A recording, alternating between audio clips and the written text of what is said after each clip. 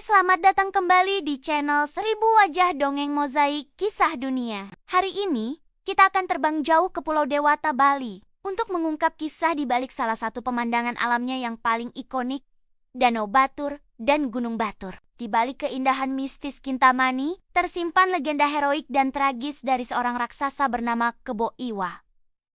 Kisah kita dimulai di sebuah desa kecil yang damai di Bali.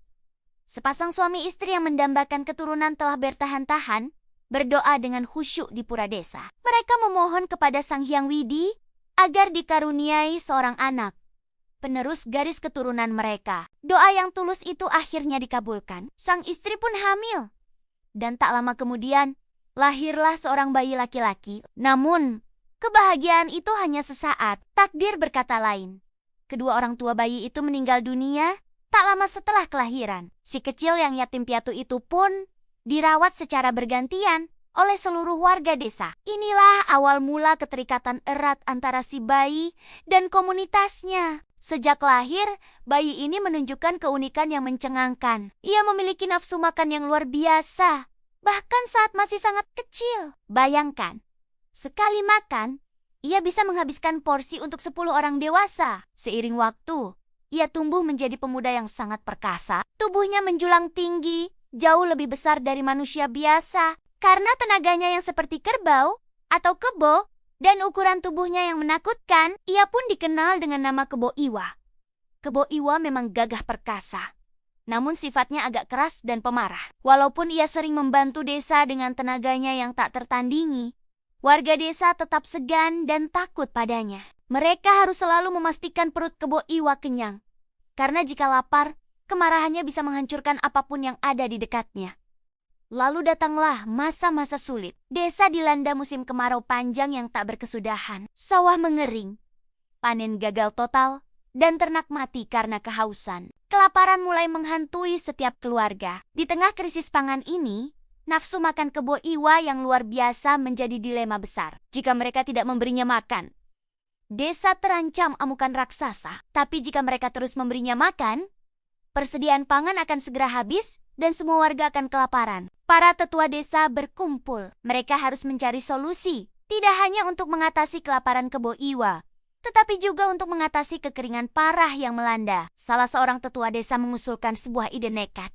Menggali sumur raksasa sedalam mungkin untuk mencari sumber mata air yang tersembunyi. Tentu saja, hanya ada satu makhluk yang mampu melakukan pekerjaan berat dan mustahil ini. Kebo Iwa.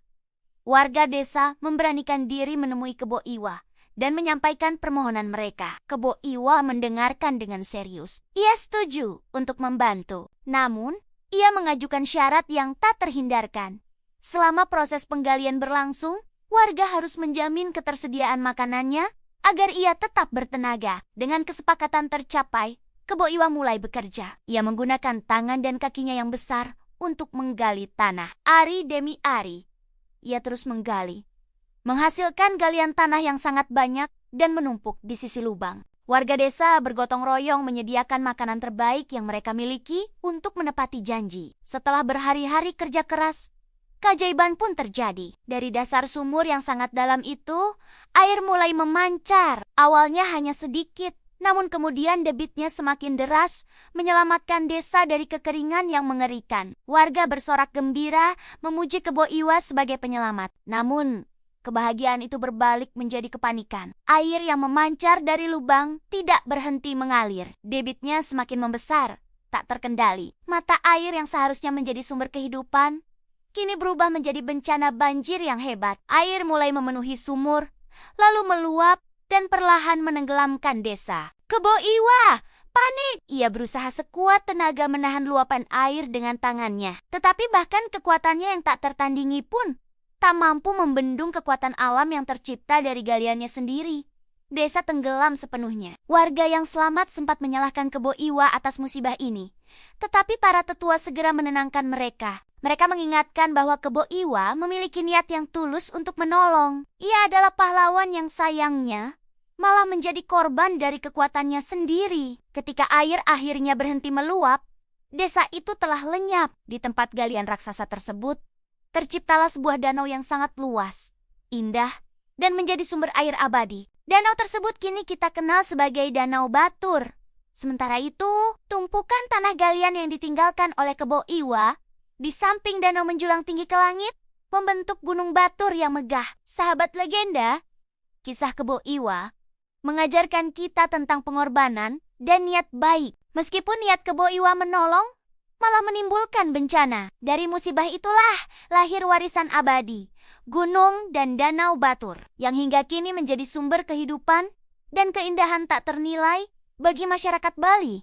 Musibah bukan akhir, melainkan awal dari sesuatu yang baru. Semoga cerita ini menginspirasi kita untuk selalu melihat hikmah di balik setiap kesulitan. Terima kasih sudah menonton. Jangan lupa subscribe dan sampai jumpa di legenda berikutnya.